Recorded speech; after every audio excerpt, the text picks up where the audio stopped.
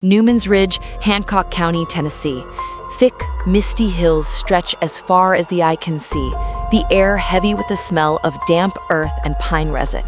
Locals say this is a place where time moves slower, where every shadow feels heavier than it should. The first official mentions of the Melungeons date back to the early 1800s. Court records, census notes, and a handful of letters speak of a strange, copper-skinned people who lived apart from the settlers. Some claimed they were of Portuguese descent. Others whispered they were a forgotten tribe, a remnant of something much older. In 1813, a letter from a traveling preacher described a night spent near Newman's Ridge. He wrote about hearing singing in a language he couldn't recognize, a low, mournful chorus, he called it, echoing from the woods after midnight. When he awoke at dawn, he claimed to have seen footprints around his campfire, barefoot, arranged in a perfect circle. By the 1840s, the name Melungeon was firmly rooted in local gossip. Newspapers of the era described them as mysterious, sometimes hostile, sometimes oddly hospitable. But one detail appeared again and again: the disappearances. Farmers reported losing livestock, then neighbors. Children would vanish on their way to school.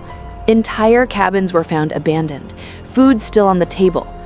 In one 1847 article from a Virginia Gazette, the editor claimed a search party found a clearing with stone arrangements resembling altars, but the place was inexplicably gone when they tried to return a week later. Locals kept quiet. Outsiders were warned not to linger after sunset.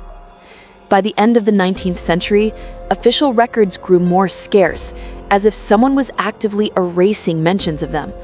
A teacher's diary from 1892, discovered decades later in an attic, described strange knocks on her door at night. 3 knocks, always 3, never 4. When I opened, no one stood there, but the woods felt alive. Travelers passing through the area told of masked gatherings deep in the forest. One 1901 report from a traveling salesman spoke of seeing lanterns moving uphill in complete silence, dozens of them forming a line that disappeared into the dark ridge. In 1907, a sheriff's deputy reportedly vanished while investigating the disappearance of 2 young boys. His notebook was found wedged in a hollow tree. The last words he wrote were simply, "They chose." Locals began to speak less and less. Some families moved away entirely. Others stayed but nailed strange charms above their doors, carved wooden figures with faces erased as though they feared being recognized. During the 1920s, a group of university researchers came to Hancock County to study the community. Their notes survive only in fragments. One typed page reads, "Subjects uncooperative, refuse photographs. At night, drums heard, 3 beats, followed by silence." Another fragment ends abruptly with, "We believe they are preparing something. Tomorrow we will attempt," and nothing more follows. The research team never filed the final report. By the 1930s, the Great Depression had driven many people from the hills. What remained were the ruins of houses, overgrown paths, and rumors that no one dared write down. Akasha photographs surfaced in 1941, small silver gelatin prints showing gaunt figures standing in front of crude wooden crosses. Their faces were blurred, not by motion, but as if the emulsion itself had resisted capturing them. One photo showed a child standing in a doorway, mask on, holding something like a bundle of sticks. Archivists debated whether these photos were real. Some suggested chemical damage, others believed deliberate tampering. But no one could explain the symbols carved into the frame of one photograph, markings resembling both stars and spirals arranged in a pattern that matched descriptions from the 1847 clearing. In 1941, a reporter from Knoxville tried to do a full investigation. He spent 3 weeks in the area and then abruptly quit his job. The only thing he left behind was a note on his desk. "The ridge remembers. Do not dig too deep." Throughout the 1960s and 70s, urban legends turned the Melungeons into ghost stories told around campfires. But every so often, a hiker would vanish, a hunter would fail to return.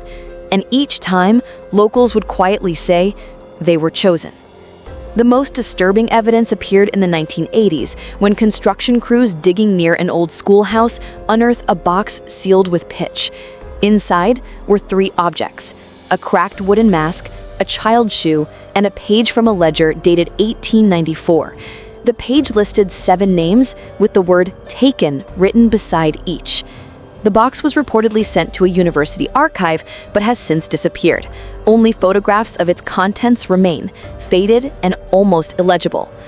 In 1999, hikers claimed to have recorded faint drumming sounds at night near Newman's Ridge. When the audio was analyzed, it revealed 3 perfectly timed knocks repeating every 13 minutes. Even today, residents of Hancock County speak of figures seen at the edge of the forest, tall, silent, watching. Some say the masked gatherings still happen once a year, always on the same night. Those who have gone looking for proof rarely speak of what they found. One amateur filmmaker uploaded his footage online in 2015, grainy shots of a fire circle, chanting in the distance, and then deleted his channel 2 days later. The ridge is quiet again, but sometimes in the right weather, you can still hear the drums. 3 beats, then silence. And maybe, just maybe, they are still choosing. Some of the most chilling materials connected to the story emerged after 2010, when a collection of forgotten reels was discovered in the basement of a closed courthouse. The film stock, brittle and decaying, contained brief, flickering images of rural life, children playing, farmers walking behind mules, and, between frames, glimpses of masked figures standing among the trees. Restorers noticed something strange. The masked figures were not part of the main footage, but seemed to appear on single, spliced frames, almost subliminally, as if someone had deliberately inserted them.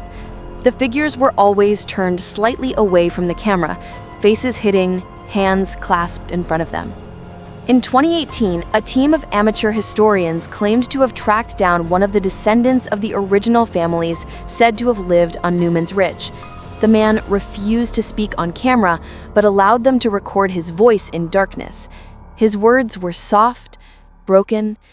"We are not gone. The ridge still keeps its own." No one could verify the identity of the man. His voice has since been analyzed and found to contain odd interference, clicking sounds between syllables like distant tapping. Today, most people think of the Melungeons as nothing more than a curious footnote in Appalachian history.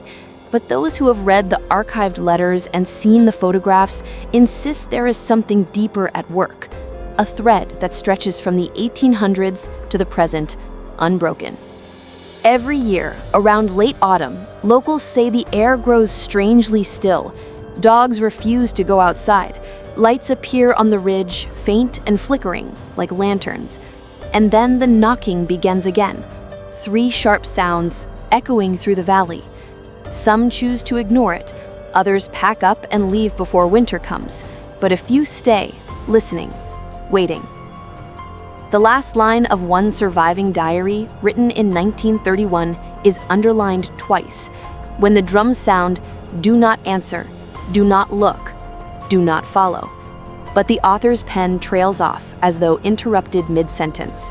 What happened to her is unknown, and perhaps that is how this story was meant to end, not with answers, but with a warning.